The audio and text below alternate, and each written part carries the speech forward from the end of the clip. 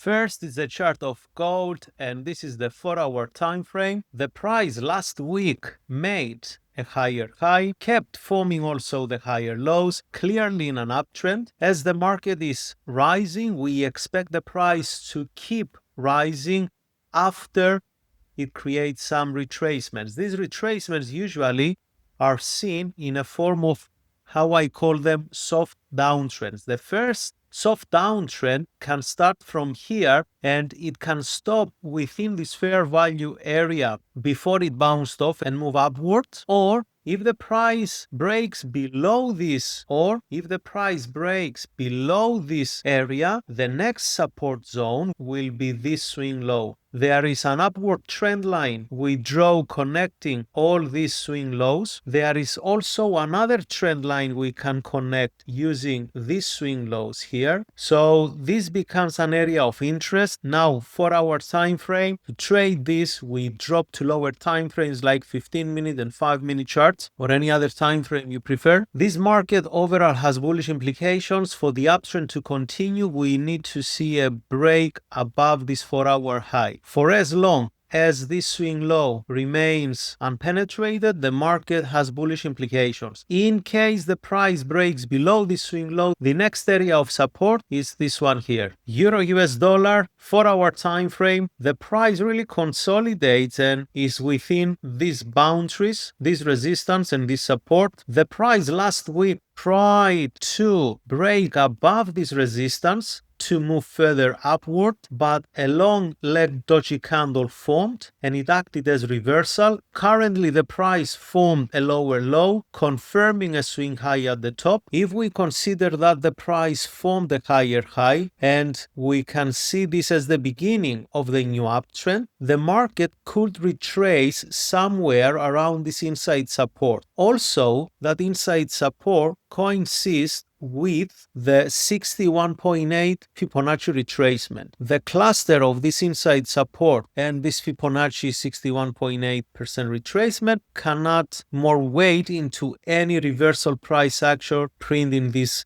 area. On the other hand, if the price keeps moving downwards, the first support area will be this one here. A break below this support can potentially lead to this one there, but most of the times the market will go to meet the last area of buyer's control, which is this support down here. If the price closes above this resistance, the next area of resistance will be this one here. You understand that this is the 4-hour chart, and if you drop time frames to do day trading, for example, you will see the distances being wider. Great British Pound, US dollar, similar case, but the sterling failed to make a higher high. Last Friday, the price filled up this fair value area with this Marabozu candle. The non-farm payrolls pushed the price up to this resistance, but it didn't sustain above. We didn't see any candlestick closing above the resistance. It formed a long leg doji candle and now a confirmed swing high, which means the price can enter a soft downtrend with the inside support being right here. If the price creates a reversal price action formation, something like a bullish engulfing or a bullish hammer, the market can bounce off and move upwards. On the other hand, if the price continues all the way down, it will meet the support right here. In case the price breaks and closes below this support, the next support can be found right there. On the lower time frames, it will be enough room to trade from this level to that level, capitalizing on the trends. So the relevant levels for the Great British Pound US dollar, this recent resistance, this new resistance in case of a push to the upside, and these two support levels. These are the key zones. The Australian dollar, US dollar, it has more clear view. The price last Friday formed a higher high, clearly clean up all these swing highs. It didn't move away, and that raised some concerns about the bullishness of this market, although the market has bullish implications because the price formed higher highs and higher lows. If the price now goes deeper into a retracement phase in this soft downtrend, there is a high chance for a potential bounce around these support levels. But if the price moves all the way down, the ultimate support, what I call the buyer's area, is this support down here around 0.65 actually. If the candlesticks close below this support, the next area of support becomes here and the one after down there. On the other hand, if the price continues moving upwards, we're going to see a nice move to the upside, and potentially the price will clean up this swing high and moves further to this area up there. Connecting these two swing lows, we can draw an upward trend line, and we see last Friday the price bounced off and moved upward from that trend line. That means this upward trend line becomes a strong area of support for potential bounces. This is the USD JPY. Currently the price is here. There is a fair value gap created last Friday during the non-farm payroll report due to the weakness of the US dollar. If the price continue moving downwards, the first support becomes this one here. If the price close below the support and moves further down, there are other two supports here to use them as potential areas.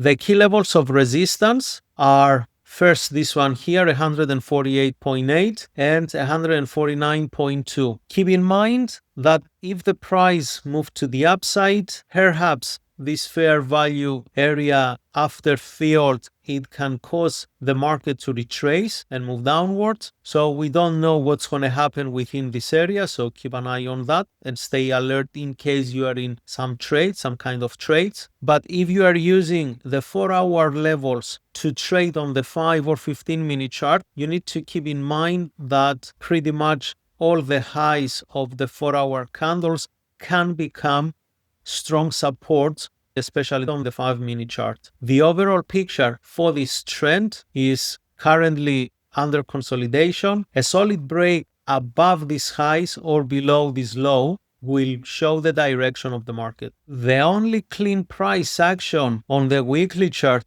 for this week found on the US oil. The market formed a bearish engulfing reversal, and it still has room until the next support. That's the weekly chart. Dropping to the 4-hour time frame, the price formed all these lower lows and lower highs, clearly in a downtrend. This is the soft uptrend of the daily chart. On the daily chart, the market created a retracement trend, which we call it the soft uptrend. We drew a trend line underneath the swing lows, created meaningful market structure for this uptrend. A penetration of this soft uptrend was enough to put the trend back into the downside. The price left behind these two fair value areas. We do expect some kind of retracement before a further continuation. This is what we expect, but this is not how the market operates. Anything can happen. The price can just continue downwards with even a couple of candles. That's normal situation. But under normal market conditions, the price will retrace and then it's going to keep going downwards. Nasdaq, it's an interesting market. It's been few weeks. The price started around this all-time high with this candle with a long lower tail, followed by an inside candle, followed by a bullish engulfing last week. Weak bullish engulfing, but still has bullish implications. On the 4-hour time frame, the price within this minor consolidation formed a higher high. What is important to observe is the bearish engulfing reversal printed during the New York trading session. From Monday onwards, if we see a lot of inside candlesticks here, it's a sign of market weakness, and possibly they will follow through a downwards breakout. And in this case, the next areas of support, the key levels of support on the 4-hour chart